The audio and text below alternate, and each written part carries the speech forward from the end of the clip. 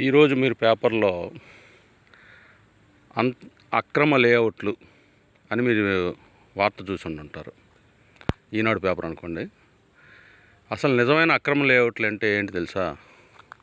ఇగో ఇవి పచ్చని మాగాణుల మధ్యలో ఏదో అభివృద్ధి జరిగిపోతుందని చెప్పని ఇష్టారాజ్యం అనుమతులు ఇచ్చేసి సిఆర్డీఏ కానీ అర్బన్ డెవలప్మెంట్ అథారిటీస్ కానీ అసలు ఒక టౌన్ ప్లానింగు, ఒక విలేజ్ ప్లానింగు అలా అనేది ఏదీ లేకుండా లంచాలు దొరుకుతున్నాయి, ప్రజలు ఎగబడుతున్నారు కాబట్టి మన జేబులు నింపుకోవచ్చు అని ఇలాంటి లేఅవుట్లు డబ్బులు తీసుకొని పర్మిషన్లు ఇచ్చి ఆ లేఅవుట్లు దశాబ్దాల కొద్దీ తరాలు మారిపోయిన ఆక్యుపేషన్లు ఉండవు, ఎవరు అక్కడికి రారు, ఎటువంటి ఉపయోగం కూడా ఉండదు ఆ భూమి.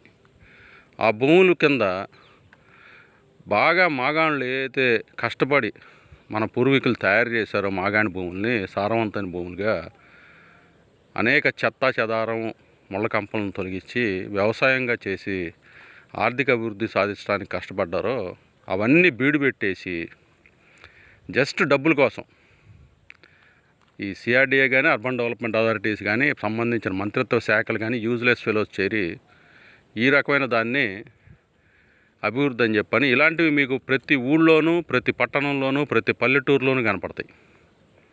అసలు అక్కడి వరకు ఎందుకు వెళ్ళాలి? దాదాపు ఊరు చుట్టుపక్కల ఒక 2-3 కిలోమీటర్లు కదా, 5-6 కిలోమీటర్ల వరకు కూడా మీకు ఏది ఉండదు. కానీ ఇష్టారాజ్యం పర్మిషన్లు ఇచ్చి పారేశారు. ఇవి నిజమైనటువంటి అక్రమ లేఅవుట్లు అంటే. ఆర్థిక విధ్వంసం అంటే ఇది. మనం పూర్తిగా తిరగబడిపోయి ఆర్థిక అభివృద్ధి అంటే ఇటువంటి చండాలాన్ని ఆర్థిక అభివృద్ధి అని నమ్మే పరిస్థితిలో ప్రభుత్వ పాలసీలు మనల్ని నడిపిస్తున్నాయి.